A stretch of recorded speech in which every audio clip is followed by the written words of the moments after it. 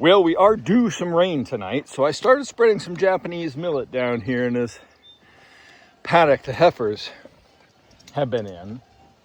Perfect growing conditions. It should take off. We've still got plenty of time to grow a good crop of it. However, Cassie and Io keep trying to knock me over. So I may just abandon that project. I may try one more time, but they're just basically chasing me down and bumping me in the back and trying to shove me over. I biffed them both in the nose, but they don't seem to be deterred. Friendly is fine. Obnoxious, quite different. I don't spend a lot of time with them because they're on their own down here. They're heifers. They're usually don't start getting my attention in the summer until fall. But I do need to start graining these guys a little bit. I mean, they're in fine condition. They're looking some of the best looking yearling heifers we've had. We don't want them backsliding. I mean, Cassie is just a chunk. Io too. Io is going to be going away here in October, November, maybe December sometime. We need to get a date set for her.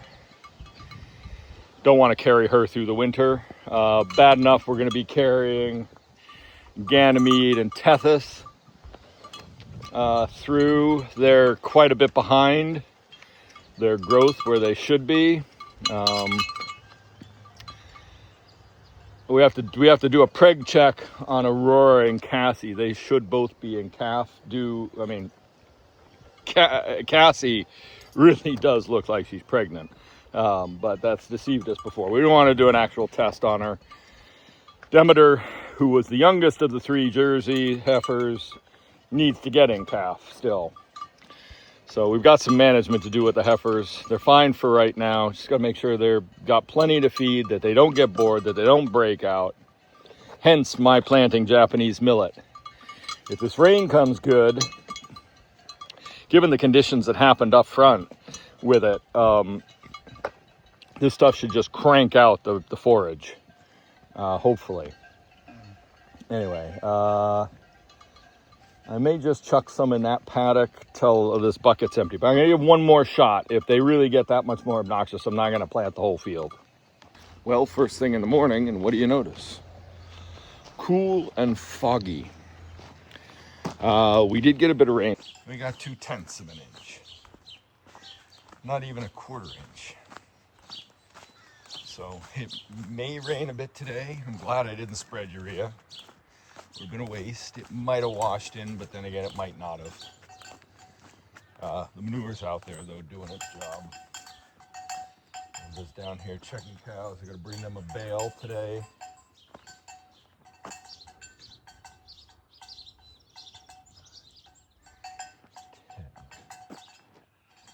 We have all the cows.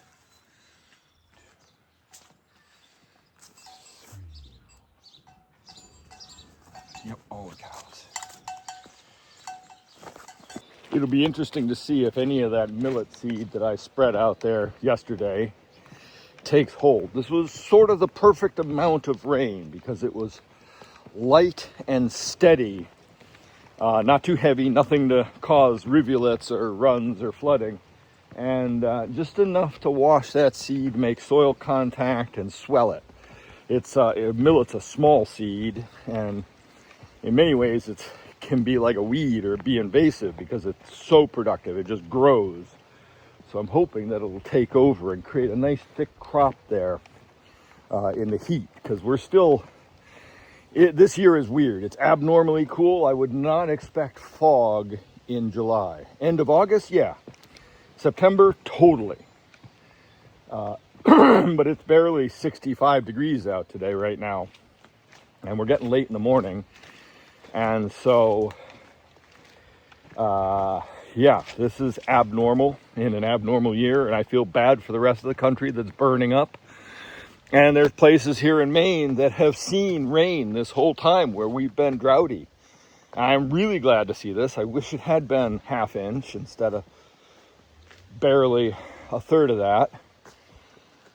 But it's made contact. It's gotten below the level of the soil. There is a little bit of a breeze today, but it rained at night, which is great.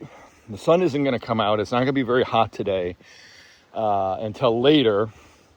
So I'm really hoping that all this dampness soaks in a bit and the grass just responds, because I don't have that much grazing ahead of me here. I mean, we've got, they ate up that. I got about 2 acres here and another 4 acres here that barely regrew after the last grazing and after the heifers came through. So it's about half of what it was, half of what it should be. And yeah, that's not great. So I gotta switch over, give the cows a new section. I'm breaking it much smaller than I would, and I'm only moving them once a day. So they still getting grass and forage in their diets, keep those at high sugar, high energy, high protein levels up, keep their rumen bacteria and microflora going on grass. So when it does regrow, when there is more to graze, they won't be set back. And then we're feeding them the new silage bales. Probably the last field I'll feed, because it's actually the worst quality in terms of low digestibility because of the amount of fiber in it. So I think we'll feed that to them. I'm gonna try and reserve the highest quality stuff for the winter, when the cows really need the extra energy, the extra protein and everything. So I'm just changing around the field lines here to get the cows the next section, and I got to go back and grab one of the cross lines up there, and we'll get them a spot to come down here. Now it sucks. This is the second time that we've had the cows down here in the forest, and it's been relatively cool as opposed to the super hot days. I mean, I was trying to reserve the forest for the hottest days of summer, which are usually right about now, and then again in August. So yeah, I'm grazing them here because I have to, because they need grass, and the other parts of the farm are not regrowing, so just got to make do. So I'm down here in the cattle barn, spreading out wood chip. Normally in the summer I wouldn't do this, but 2 reasons. First off, this is our third load of wood. This is our third load of wood chip in a day. I accepted. It's a new company. I want them to know we're here. I want them to bring as much chip as possible. That means I'm going to have to find places to put it, because my wood chip store on the other side of that wall is full, because I don't have it finished, because I don't have the walls up, and I could probably have fit this last load in there, but I need to finish building it, and I'd really, really like to get a cement slab poured out there. And until I can get that done, I really don't want the chips there, and I don't want any of the conditions out there that are actually out there right now, and I need to finish building that.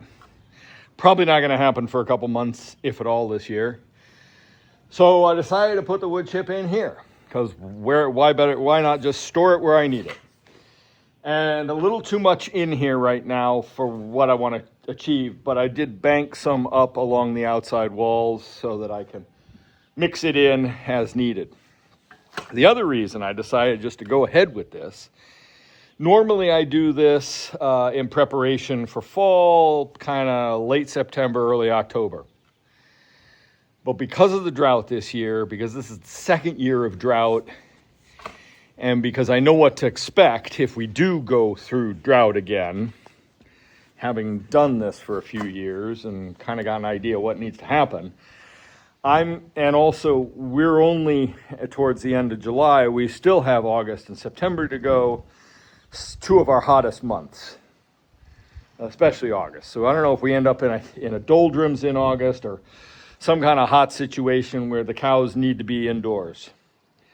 So I decided, for the little amount they're in here right now, and through this period where I'm feeding them at the feed rail, and in fact I'm about to open that bale there for tonight, where they're getting a significant portion of their forage from here, then I might as well just go ahead and bank this chip in here, and then they can be in here and we'll mix it in, and it'll just keep the trusty fork by, mix it in, and I won't have to clean the barn for a while.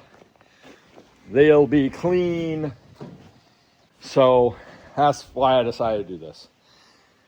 And I've got to work. Now I do have a plan for if they bring more chip, where to put that. It's just going to take me condensing the manure pile, moving that old chicken coop out of the way, and clearing some weeds out of the way. It won't be ideal, but it will be stacked up against a wall that I can scoop against.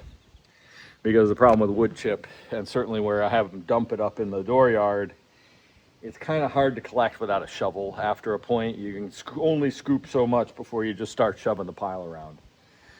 So I do need to get a roof over there, but I really need to get this cement poured this year before the cows are in here. Now, what I did last year was, if you go back on the channel or if you remember watching, about where the concrete walls end, I sort of left the back half bedded because bedding was in short supply. I didn't have a lot of chip. There weren't companies bringing chip at the end of the year. I used what I had pretty early on. I got a load of sawdust delivered, but it was really expensive. We didn't quite have money to get another load, so I did what I could, but I kept it at the back half because technically that's big enough for all the cows, but also it kept this area clear that I could keep it scraped or whatever. Previous years, I bedded the whole thing because I had plenty of bedding, and that's probably what it's looking like I'll end up doing. Now, I did use a lot of bedding hay that I'd chopped, fields that I'd had for bedding. I'm trying to avoid that this year. It's too hard on, I want to put up quality feed. It's kind of hard on the baler. It's unnecessary. It didn't work that well. I mean, the bales got frozen. I was hacking at them with a hatchet. I was just exhausting myself trying to get those bales in here and spread as bedding every day. And it doesn't make great bedding. It's sort of okay the way I put it. Now, if I had a bale chopper and blower for bedding, then it might be a different story because it'd be much finer particles and go everywhere. But anyway, not here nor there. I prefer wood chip. It's easier to scrape up. It stores more manure. The urine soaks into it, unlike the hay bedding. And so it does keep the cows drier and cleaner. So I really prefer wood chip or sawdust. So we just gotta make those conditions happen. It's nicer to spread, and it makes the manure finer. I don't end up with big clumps in the field too, because it breaks down quicker than the hay does, basically.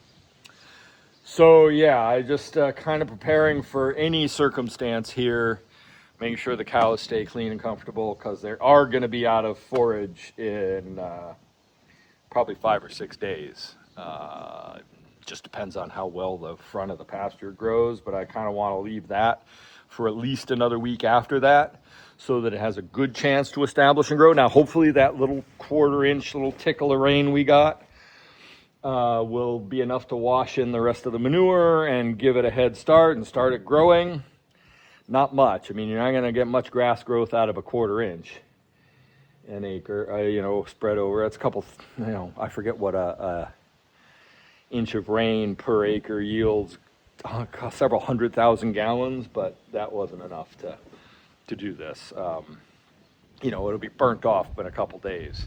So hopefully there is another glimmer of rain coming up, and hopefully we don't end up with more dry, droughty period, because really, I do have some first cut left to do, and hopefully this rain will definitely stimulate the second cut.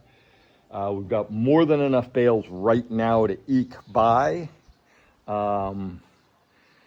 But right now, and that's when I get the first cut, that'll be good for the dry cows and the calves. That means the first cut that I cut early on will be better quality than any of it for the cows in lactation. And then all the second cut will be just for the cows in lactation. But we do have 3 calves being born in the next month or so, next month, and between now and August and September. and then 2 more calves in December, I think. And then we take a break till March. So hopefully we'll be, targeting the right quality silage, first cut and then second cut for those cows in transition to being to calving, and the ones that are lactating. So hopefully that's kind of my plan. And how to manage the quality of bales. I'm feeding out, make sure I got a knife. I'm feeding out the bales that I just baled at Fords now, because that's on the lower quality end. And I do need to get, I keep saying this, I need to get the bales over from Thomaston, and then I need to make a plan to cut Thomaston. Now, I just solved a problem. I went and looked at a field today, and I'm kicking myself for not bringing you with me and showing you the sort of fields that get offered to us. But it needs to be brush hogged. Quite honestly, I rarely do this. I rarely tell a landowner that their field needs to be brush hogged. I'll try and eke some kind of hay out of it or something, but this was just all weeds. There was, maybe 30% grass. So I think, and they needed the hay, and they need, I was basically going to be a contractor to hay and get them hay. I said, no, brush hog this, do these things. This set of things that I told them will improve the quality for next year, and we'll keep doing that. We'll keep improving their land, and then maybe next summer I can do some haying for them. And I told them where to buy the hay that they need for their horses, and they have some goats and sheep that they want to get. So hopefully that'll work out for them. So I was thinking if I had to hay that, I would do it. Probably not this week. It's Wednesday today. We had that rain yesterday.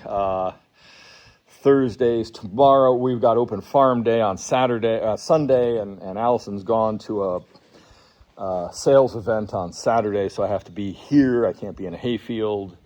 So I just figured I wouldn't do any haying or silage making the rest of this week. And then next week I'll try and make a plan to go to Thomaston.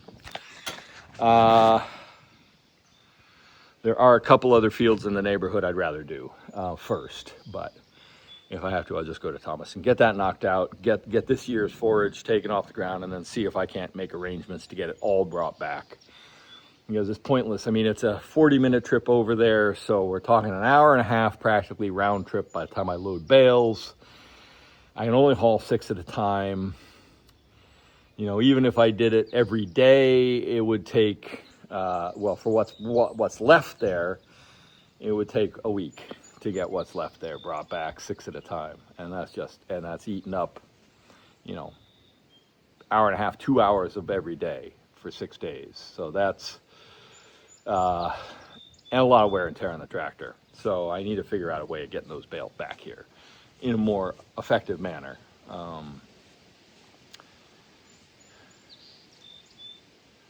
So yeah, I'm dragging my heels a little bit about Thomaston. I need to get over there and do it, but the logistics are kind of kicking me to this year. And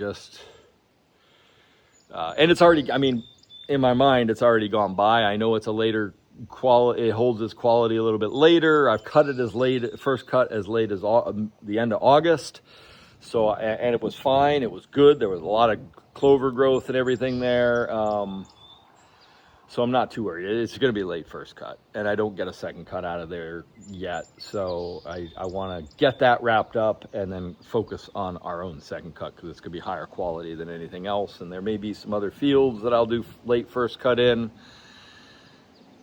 Just depends. And I'm waffling, so I'll leave you be to the next segment.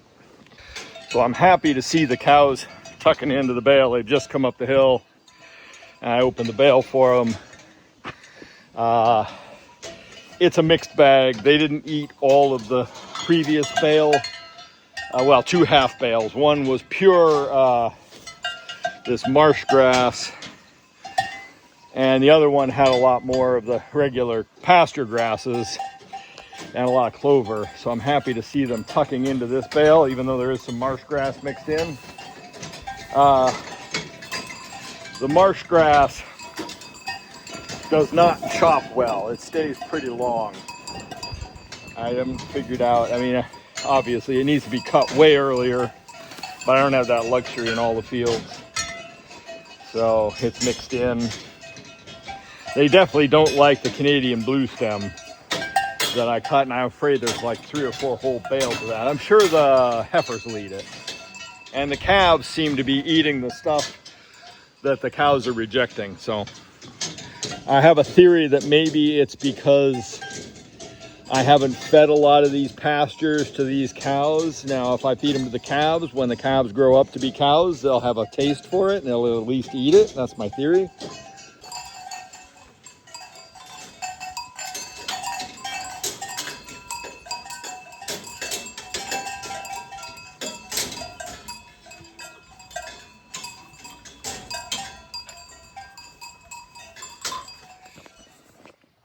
So for a channel called The Farmer and the Cheesemaker, you barely see the cheesemaker and really don't see that much cheese content. Chaos at the Creamery. I'm here on the farm by myself this morning. Cheese Hut, where we sell our cheese. The reason there's chaos at the Creamery is the shop is going in the end of the barn finally, which is where it's supposed to have been all along. So Cheese Hut's going to go away soon. Not sure when. Maybe by the time you see this, we'll have 90% of it set. Not sure. Anyway, one of our daily tasks here is to restock the Cheese Hut, especially during the season. Sometimes it's multiple times a day. I'm going to do it right now before milking. We've already had someone here, and it's only 7 o'clock. So, and stuff like that. We open from 10 to 6, and there's a reason for that. Oh, look. Kitten's doing her job, eating mice. So yeah, there's a reason we open at 10 to 6, so we can try and get most of farm work done before the interruptions start. Anyway, I'm going to stock the fridge before I get going so that I don't have to worry about it later.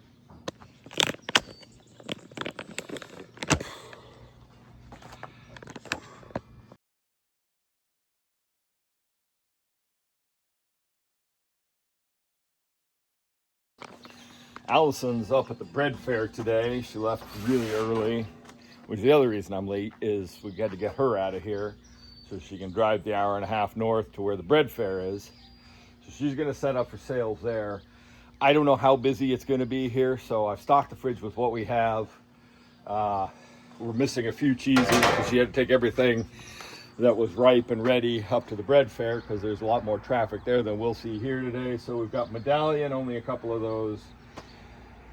Well stocked with Tree and Rockweed and Opus. Those are the main sellers. We're missing Morgan, Cascadilla Blue, and more Medallion. We only got 1 butter for sale, but we have our fennel salami, which we just got back. So really excited. This week we got back sausages that were made from our pork on our behalf, frozen meat. So, you know, we got a nice range of bratwurst and Italian sausage and bulk maple sausage. And then we had that co-packed for us. And then we've also had, and this is really exciting and really yummy and something we've wanted to do because we're just not set up here and I don't have the time to make charcuterie cured meats. So we got a finocchina sausage, and that really, really pairs well with the cheese. We just got that back. So I think tomorrow here at the farm is open farm Sunday. So I'm going to spend the rest of the day. You know, we had the wood chip delivered the other day. I still haven't gotten to finish cleaning up that. Do some yard maintenance, landscaping, clear up the mess back here, get the equipment moved. It'd be really nice if I could pressure wash the skid steer so it don't look like it's. I might just hide it down below because I do have more mucky work to do. So yeah, I'm just gonna be getting ready today for tomorrow. Allison's got most of the stuff we'll need for tomorrow with her. So when she gets back tonight, we'll be able to easily set up tomorrow early morning.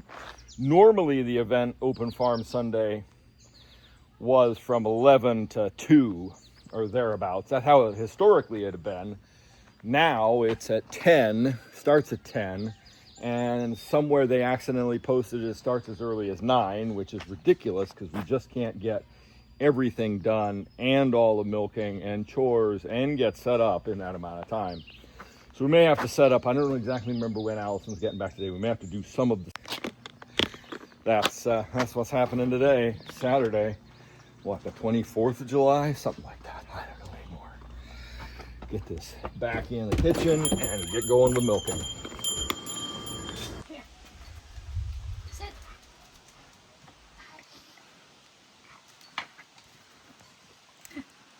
Enthusiastic customer experience. Oh. Hey. This is yummy. Off. Off. Off. All right, I'm down in the forest. It is Monday, the 26th, 27th of July. I have no idea what day it is. I was checking on the heifers, and I've come to rescue Gidget, the skid steer. I brought a bale down to the heifers Saturday night after Allison got back from the bread fair. It was going dark, and we were late milking, and I was rushing. And I got the skid steer down here, and I tried to put the bale up there, but I got on a pile of brush I didn't see, and I realized it was too rough up there for the bale, so I stopped to move it down here, and all of a sudden I lost all hydraulic pressure, couldn't move the skid steer, a track came off, and I was stuck. The machine shut down. The boom was in the air, couldn't go forward, couldn't go backward, couldn't get it to lower the boom. So I thought, shit, I've got a leak, I've run out of hydraulic fluid, whatever. So I brought a couple gallons of hydraulic fluid down Sunday morning, first thing, very early. We had an event here yesterday, open farm day. We were expecting it to be really busy. It got busy in the afternoon, but not during the day. So I couldn't work on it then. But I thought, well, at least I could get the boom down. And so I put hydraulic fluid in. It only took a gallon. And I just managed to get the boom down and get it over here, but without getting the track back on, I can't go anywhere. And it also seems like the left-hand final drive, responsible for running the machine, driving that track, isn't working. So I'm gonna, all right, I'm not getting a hydraulic error right now.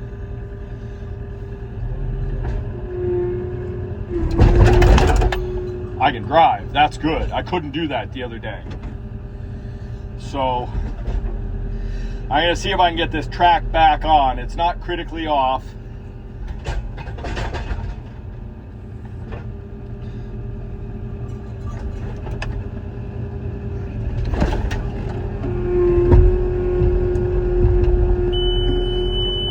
There goes the hydraulic issue.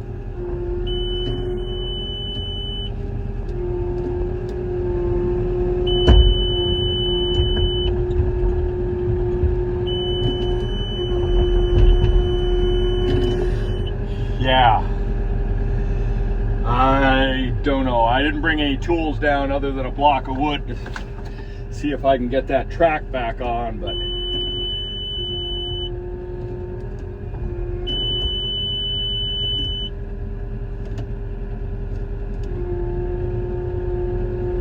right-hand track works fine. Left-hand track is binding. So I gotta see what that's about.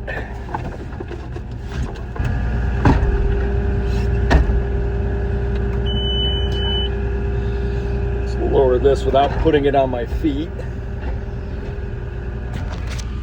See if I can get the block placed better underneath the bumper here.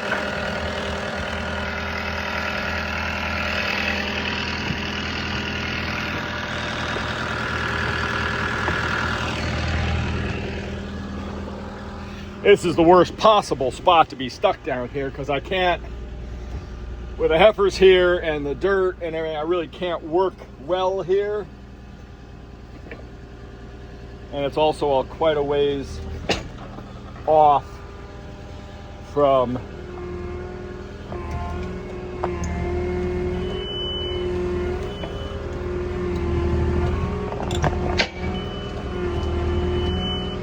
Yeah, this isn't working.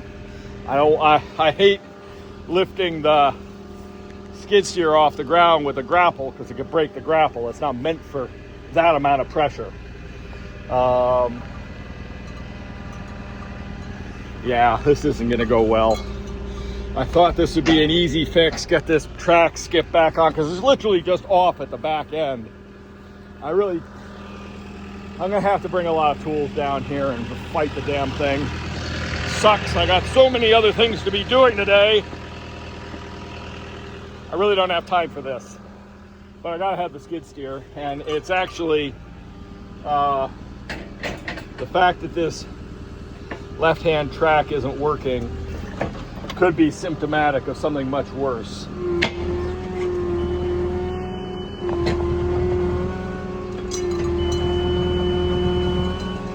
Come on. All right, well, I had to go hike back up to the top and go grab tools. And I hate the fact that I'm leaving the skid steer down here for days now with the Heifers here rubbing against it. And the way out of here isn't very easy, so yeah, it was a boondoggle, but I want to start trying to feed the Heifers out here with bales, so to build this soil up. But I got to get the excavator down here at some point and clear away a lot of the debris that's still here, pile it up, I don't know what. Summer's gone on and I've totally abandoned anything to do with this 2-acre section. There's the damn Heifers rubbing against the skid steer. They're gonna break something, I know it. So, all right, I'll go round up some tools, see what I can do. All right, I have my ever helpful helpers here, complicating every single move I make. I've loosened the set screw back there, and I'm hoping to back off on the idler, and we'll see if I can't get this situation back here fixed. I just have to get these teeth on the inside of the double idler right there. Hi, Io. They need to be in there, but they're out. So, miracle of miracles, I just fixed it totally accidentally. I was about to give up in abject frustration. I couldn't get the front idler to pull back. There wasn't enough power in the motor to spin the rear sprocket enough to fit my bars in, which usually pulls that idler back, and I was gonna feed them in here, and then when the track is beyond the back pulley, I could knock it back on once the gears were over the idler. Anyway, I got in, I was trying to just rotate the machine, thinking if I could point it that direction, I could get the excavator down here and drag it out of here, because I thought that was going to be my only solution. Let me turn this off, because I'm almost out of fuel on top of everything else. And so I got in and I made sure there were no error codes on the computer. There were no anything. Anyway, I thought, all right, let's move it. Couldn't move it. And then it locked me out of the controls. And so in trying to fix that, I cycled from low speed, snail speed, to regular to rabbit mode. And I bumped the control, and all of a sudden I was moving forward, and I heard the click, and it popped back on. So I'm going to go tighten this track right now, and then see if I can drive this thing out of here.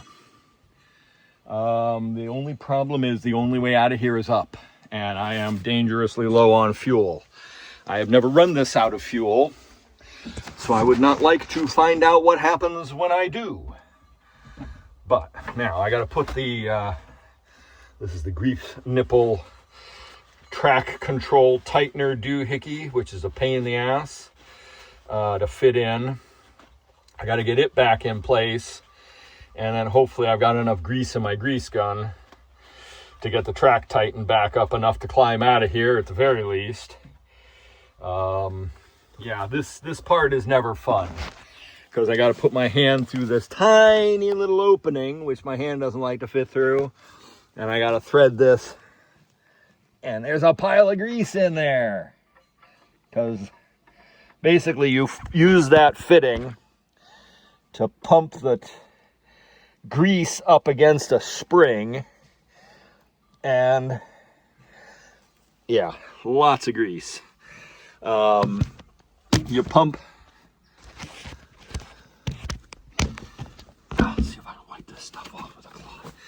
You pump grease in there, and that puts pressure on a spring, which tightens up the track. And that is what keeps the track tensioned. And it works well when it works. And if you got to change it, at least on this skid steer, it's a freaking mess. Now I got grease down here in the forest. Pile some soil over this mound of grease. Now, trouble is there isn't much room in this. There isn't much room in this opening for my hand, let alone any kind of wrench. I know the sort of wrench I want to get for this. One of those electric socket ratchet wrenches, you know, that look like a regular ratchet handle, but they're electric. And a long socket might do this job. I don't have anything that will work for it because the distance to swing a ratchet is so tiny that now this is what, the second time I've had track issues in a couple weeks, so that's concerning. This is a challenge because this is all the room there is to swing a wrench. And that doesn't really work well, so I'll be back.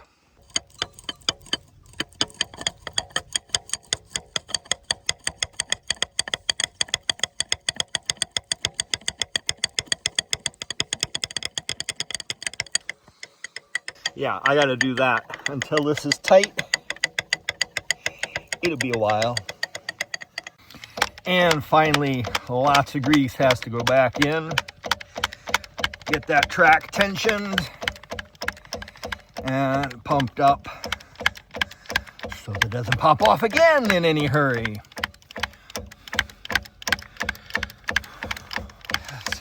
I might not have it. It's at least as tight as it should be. All right. Let's hop in here and get this freaking thing out of here. Make sure I don't have any heifers stuck behind me. Come back for the tools later.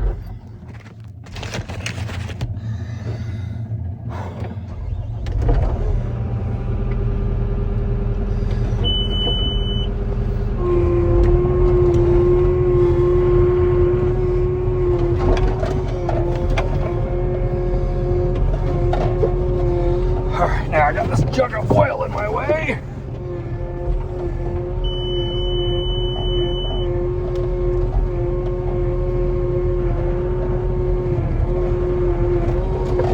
All right, I gotta open some gates.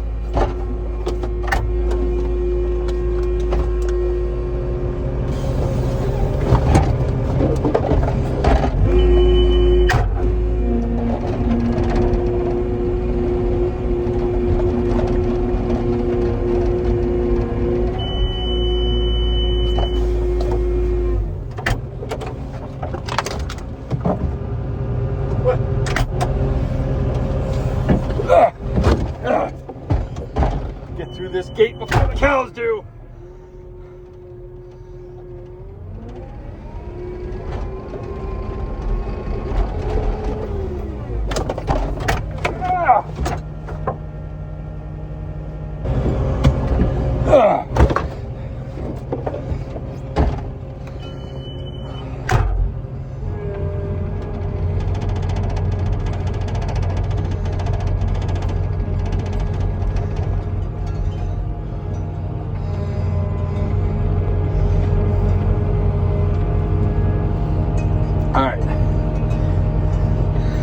another gate's open.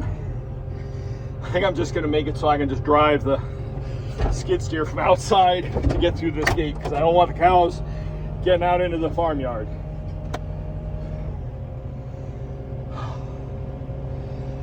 I don't know what the temperature is, but it seems like it's viciously hot.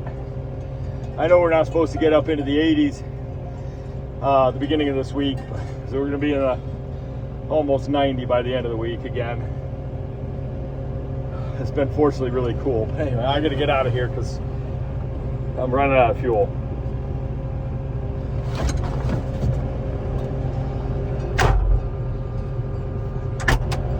Hey, God damn this stuff. This is sucking. It's not easy.